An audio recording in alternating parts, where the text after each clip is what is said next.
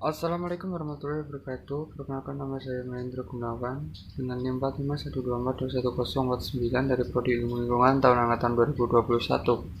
Pada video kali ini saya akan menyampaikan sebuah materi mengenai kearifan lokal dari suku Kajang, yaitu mengenai sasi. Pengertian dari sasi itu sendiri merupakan larangan untuk masyarakat dari suku Kajang untuk memanfaatkan sumber daya alam yang ada dalam jangka waktu tertentu yang tujuannya untuk ekonomi masyarakat itu sendiri. Atau dapat diartikan lain, yaitu sasi adalah larangan bagi masyarakat untuk memanfaatkan, merusak sumber daya alam tertentu dalam jangka waktu yang juga ditentukan. Selain itu, sasi juga memiliki aturan-aturan mengenai pemanfaatan sumber daya alam yang umumnya bersifat pembangunan berkelanjutan atau mereka memikirkan generasi yang akan datang agar bisa tetap memanfaatkan sumber daya alam yang mereka nikmati saat ini. Jadi ada upaya agar generasi selanjutnya dapat menikmati apa yang mereka nikmati saat ini di berkelanjutan. Selain memikirkan generasi selanjutnya, suku Kajang ini juga memikirkan mengenai kerusakan alam yang akan timbul ketika dilakukan eksploitasi secara berlebihan dan terus-menerus. Jadi mereka juga mempertimbangkan mengenai keseimbangan alam yang ada di lingkungan mereka. Sasi sendiri dibagi menjadi 4 buah. Yang pertama yaitu sasi umum, sasi pribadi, sasi agama, dan sasi negeri atau sasi kampung. Secara garis besar, sasi umum ini diberlakukan untuk eksploitasi pada bidang kemaritiman atau bidang perairan seperti eksploitasi terhadap sumber daya laut, sungai, dan danau. Untuk sumber daya laut sendiri diberlakukan melalui kawasan laut dan umumnya meliputi pantai, laut, dan beberapa wilayah di sekitar pantai lainnya.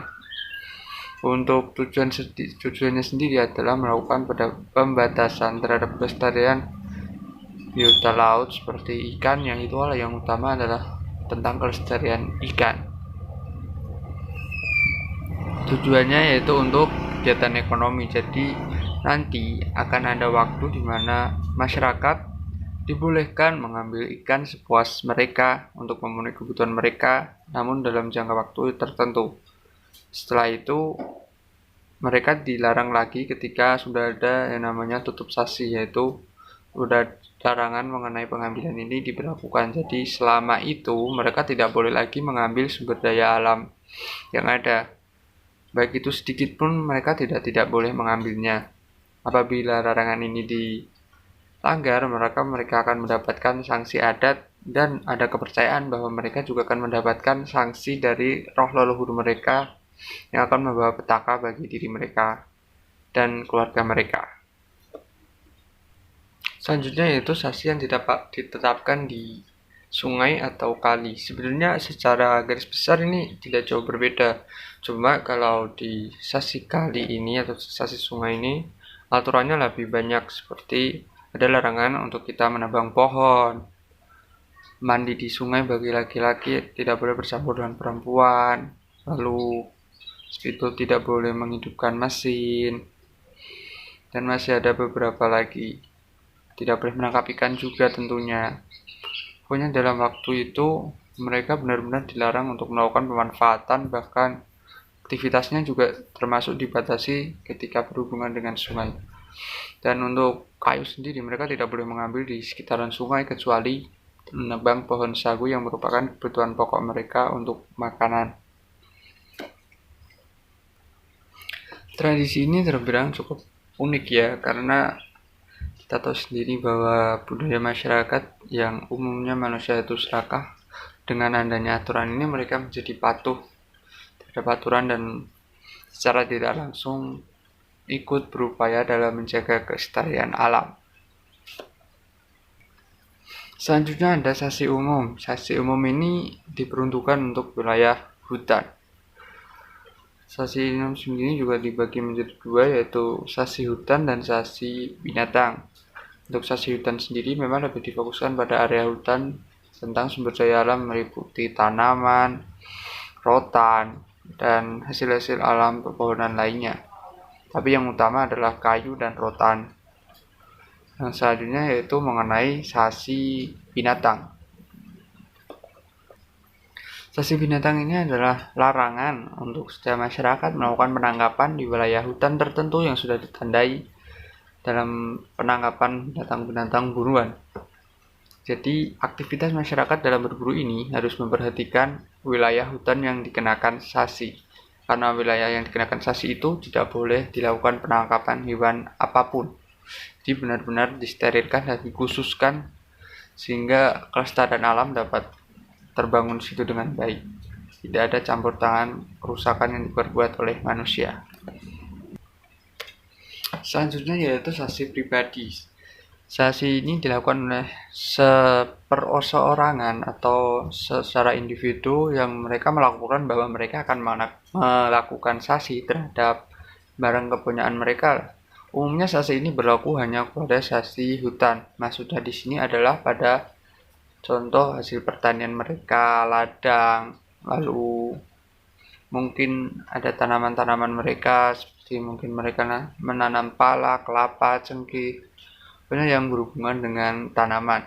Jadi pemerintah desa yang mendapat laporan bahwa seseorang ini akan melakukan sasi, mereka akan menandai bahwa wilayah itu sedang disasi dan tidak boleh diambil sama sekali sumber daya yang ada di situ dan hasil alam yang ada di situ.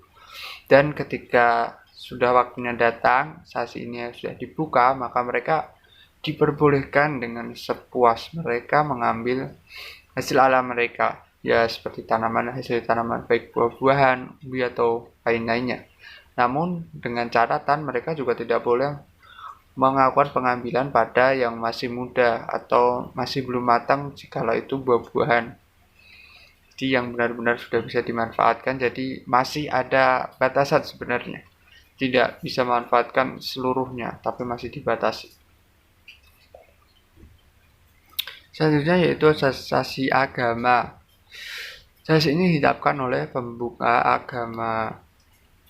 Ini sebagai bentuk sasi mereka juga terhadap sasi rohani atau kepercayaan mereka. Mengingat perkembangan di sana, agama yang paling berkembang yaitu Islam dan Kristen. Sasi agama ini hubungannya sangat erat dengan roh-roh leluhur atau dewa-dewa yang mereka puja atau mungkin hal-hal mistis lainnya. Tapi biasanya lebih ke arah roh leluhur dan penciptaan alam semesta dan kekuatan alam semesta ini.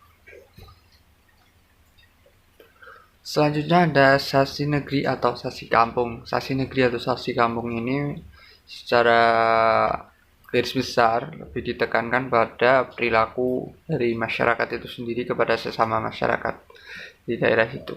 Jadi sasi ini lebih ke arah aturan-aturan mengenai kehidupan, cara mereka melaksanakan kehidupan, mungkin seperti tirang membuat gaduh, memancing keributan, terus di sini ada menjemur atap, terus memanjat pohon dengan pakaian yang tidak pantas, dan masih banyak lagi. Intinya dari sasi ini adalah sebuah aturan yang memang mengatur mengenai kehidupan mereka, batas-batasan kehidupan mereka, atau bisa dibilang sebagai undang-undang mereka yang berlaku di situ.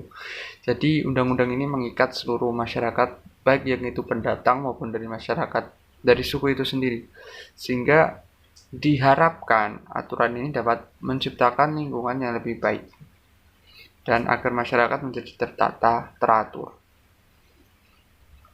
Nah, mengingat banyaknya aturan dan pasti banyak yang bertentangan tentunya, oleh karena itu diperlukan sosok pengatur yang bertugas memang menjaga prosesi sasi ini agar tidak ada pelanggaran-pelanggaran yang dilakukan.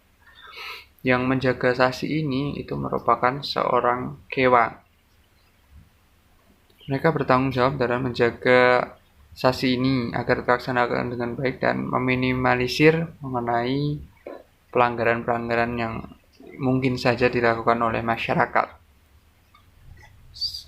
Kewang ini juga bisa dianggap sebagai sebuah organisasi yang memiliki sistem struktural yang memang sudah teratur, yaitu mulai dari ketua sasi, sasi darat, sasi laut, terus ada pembantu sasi darat, pembantu sasi laut, ada sekretaris, bendara, lalu anggota. Tugasnya yang utama yaitu melakukan pengamanan terhadap prosesi sasi yang sedang berlangsung. Jadi fungsi dari kewang ini memang sangat penting, atau jika kita anggap mungkin seperti polisi lokal, atau kalau di Bali pecalang lah, seperti itu. Sekian penuturan dari saya mengenai suku Sasi Maluku. Jika ada kesalahan kata, saya mohon maaf yang sebesar-besarnya. Terima kasih. Assalamualaikum warahmatullahi wabarakatuh.